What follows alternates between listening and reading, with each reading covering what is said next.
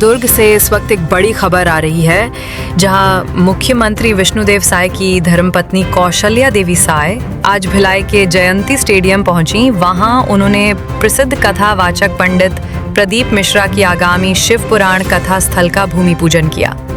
सावन के पहले सोमवार पर आयोजित इस भूमि पूजन में कौशल्या देवी साय ने रुद्राभिषेक कर प्रदेश और देश की खुशहाली की कामना की।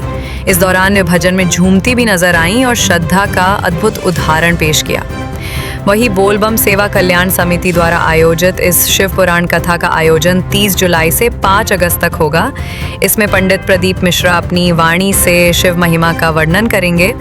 आयोजकों के अनुसार कथा में लाखों श्रद्धालुओं के पहुंचने की संभावना है। इस कार्यक्रम को लेकर प्रशासन ने भी व्यवस्था को लेकर तैयारी शुरू कर दी है। सावन में शिव भक्ति की ऐसी झलक दुर्ग भिलाई को धार्मिक ऊर्जा से सराबोर कर रही है। अब सभी की निगाहें प्रदीप मिश्रा की कथा पर टिकी है। हर हर महादेव, राधे राधे, जय शिव शंभू।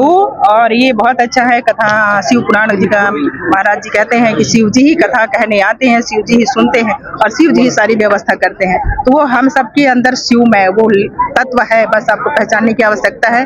और जिस तरीके से अभी भूमि पूजन आप देख रहे हैं, विशाल विशाल एकदम बहुत, और 5 पंडाल लग रहा है। पिछले बार 3 पंडाल हमारे भक्त अट नहीं पा रहे थे, तो इस बार 5 पंडाल लगने जा रहे हैं। और बहुत सुंदर शिव जी का प्रतिमा का बहुत सुंदर सा अभिषेक हुआ, पूजन हुआ, महाआरती हुआ और सबने भाग लिया उस पे। और अब जाकर के हम भूमि पूजन में जा रहे हैं। और जैसे भूमि पूजन होगा उसके बाद प्रक्रिया शुरू हो जाएगी पंडाल का, तो वो शुरू हो जाएगा। आप सब आमंत्रित हैं। इसी तरीके आएंगे कथा में, जैसे आप शिव भक्त हैं तो शिव भक्त है, मेरा डेट बंधा हुआ है और उस तारीख में तो मेरा रहता है जो 1 दिवस का 2 दिवस का जैसा भी रहेगा हम आएंगे, क्योंकि हमारा उधर सावन का चलता है। और बिल्कुल आएंगे 2 दिन जैसा बाबा जी है ना, तो वैसे करके आएंगे। और नारी लोग आप लोगों का एक बहुत अच्छा इस माध्यम से हम सूचना देना चाहेंगे। अभी भविष्य में हम नारियों पे काम करने जा रहे हैं।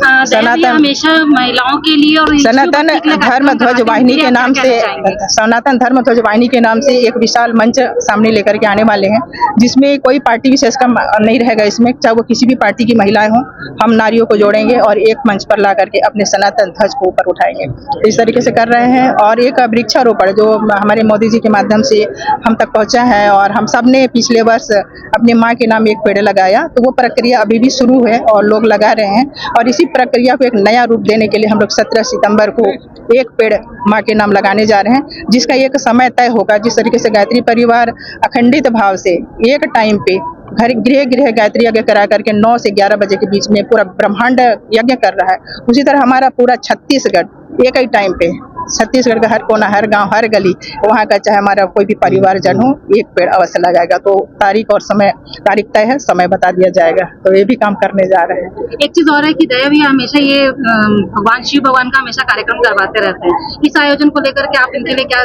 कहना चाहते हैं? यही कहना, भोले बाबा का इसी तरह इनके ऊपर आशीर्वाद बना रहे, घमंड कभी छू ना पाए कि मैं ये करा रहा हूँ। नहीं, वो माध्यम चुनते हैं और हम सब उसके माध्यम बन पाए, ये हम लोग का सौभाग्य है।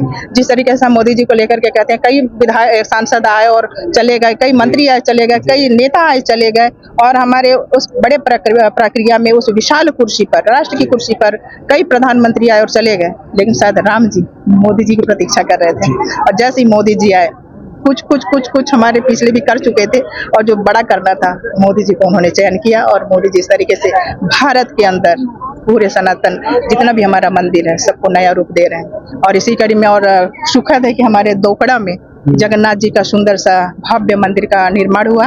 पुराना था, उसको नवीनीकरण के तहत किया गया है, लेकिन न्यू के साथ किया गया है। और उसमें साहब जी को जो पुरी में गजपति महाराजा जी का महान पद है, वो पद से नवाजा गया है, जो आजीवन है। और उसमें साहब जी तो संकल्प लेकर के आ जाते हैं, लेकिन पूरी प्रक्रिया में हम खड़े रहते हैं। तो भगवान जी का आशीर्वाद। चलो, आप देखेंगे कि आज सवेरे सवेरे चूंकि सोमवार का वक्त है, रुद्र महाभिषेक सबसे सर्वप्रथम हुआ, जहाँ क्या बोलते हैं मिसेस सीएम हमारी कौशल्या दीदी ने बाकायदा रुद्रा अभी महाभिषेक किया। और उसके बाद में आप देखेंगे कि भूमि पूजन हुआ। भूमि पूजन के बाद अब शुरू हो गया पंडाल, पहला पंडाल आज हो जाएगा। और इस तरह भी हमारे पास है, तो इस बार 3 के जगह 5 पंडाल लगाए जाएंगे और एक बड़ी व्यवस्था के साथ महाभंडारा कराएंगे जो 24 घंटे होगा। तो एक बड़ी तैयारी के साथ आज से हम पूरी जुट जाएंगे।